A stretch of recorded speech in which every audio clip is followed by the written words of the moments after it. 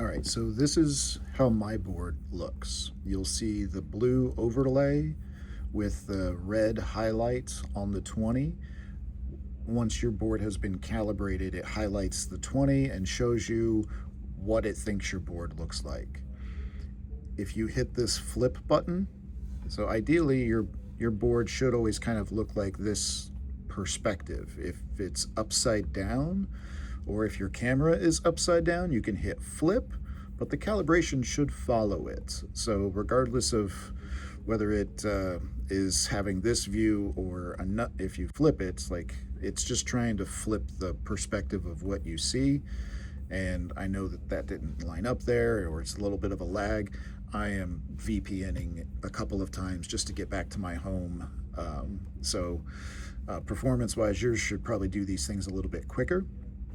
If the automatic calibration is not working, and sometimes it happens, but if you hit the calibrate button and these are all turned on, ideally it should spin for 5 seconds or so.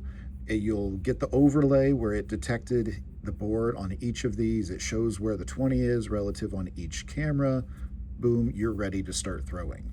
If the calibration is not working, there is a manual option. If you go to the calibration section up here, and again, I'm VPNing a couple of times, so yours is probably going to work faster than this.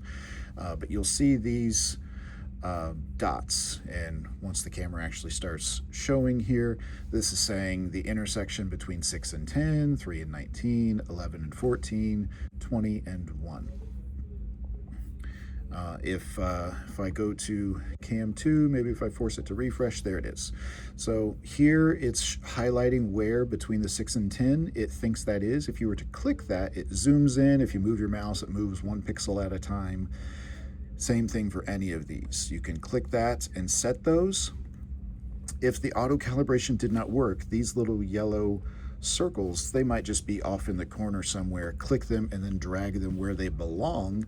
And once you do, and you can see on mine, it's a little off here at the 20 and 1. It looks like it's almost up to the white, so I just move it down a couple pixels.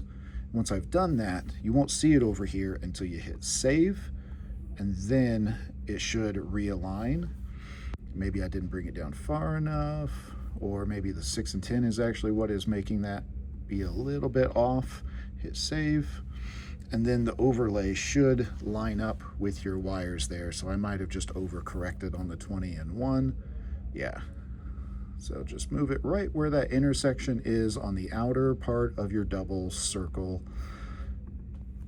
And then that will make all of this stuff line up. So if you're having any darts that are missing, this is what you can do to fine-tune that calibration, or you can turn off the auto-calibrate and only do it by this manual method if you're struggling with it getting calibrated, staying calibrated. You've got friends maybe that bump the cameras as they take them out. You can do this on each camera. It'll have each camera's individual view, and you can tweak and tune individually these 4 marker points that each camera uses to determine where your board lines up. So ideally, your lines on the board should match the blue overlay lines that it's showing you of what the software is interpreting your board to be. So you can manually calibrate it this way, and once you have those dots in place, then effectively your calibration should be done. You don't have to use the auto calibration. It's a nice feature. It's usually very reliable, but the camera views should look like this for each of them. But even if they don't, the calibration should follow it. And if you are not getting the detections, or if you're not getting it to calibrate, you can go over to the calibration side and do the calibration on your own. Something else you can do, but I don't recommend it because it's a rabbit hole that I didn't really find that much extra performance, is this distortion.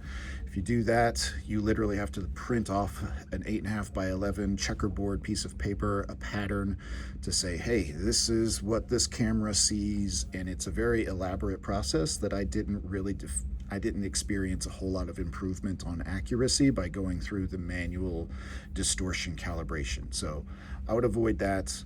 Typically, any tweaks or fixes happen in the manual calibration section. if you're going to the config and everything is black, I'll find that happens sometimes after it's booted and it just didn't start up. Sometimes it will show as black, no camera feeds. If you tell it to calibrate, then your camera feeds are forced to be started, and then you can go up, and once you see the blue and red overlays, then you can tell it to start. So worst case scenario, if these are all black, hitting the calibrate button forces them to turn on to look at your board, and then you can hit start to keep going and actually get to playing. If you are struggling with it, not having this blue and red overlay, go to the calibration section, go camera by camera, set those yellow circles to the appropriate points.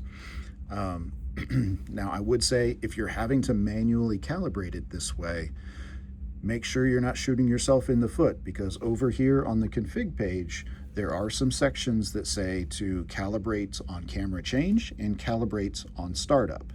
So if for whatever reason, maybe your board has like some patterns or something that it's just not quite recognizing. I've seen some people where there's like a overlay in the white sections, and then the board software, it freaks out. It doesn't understand. It wants white and black. So if you are having detection problems to where you have to manually calibrate it, then you want to turn off these auto-calibrate settings, or otherwise every time you boot up your board, it's going to automatically calibrate, it'll fail, and it might remove the manual calibrations that you just worked so hard to do. So hopefully that helps and get you playing.